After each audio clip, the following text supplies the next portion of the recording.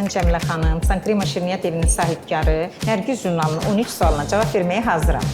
Cəmilə xanım, sahibkar kimi ilk gününüz necə keçib? Çox çətin. Biznesinizin ən böyük dəyəri nədir? Müştəri məmnuniyyəti. Proses yoxsa nəticə daha vacibdir? Nəticə daha vacib.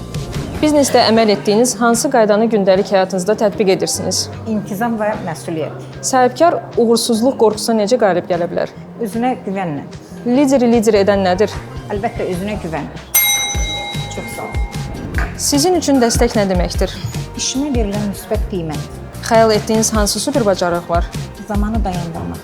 Biznesi sıfırdan başlamalı olsaydınız, nəyi fərqli edərdiniz? Düşünürəm ki, istədiyim bütün şeylərə nail olmuşam. Biznesdə sizi nə ruhlandırır? Müştəri məmnuniyyəti. İşləmək istədiyiniz insanlarda hansı xüsusiyyətlər və keyfiyyətlər axtarırsınız? Məsuliyyət və dürüstlük.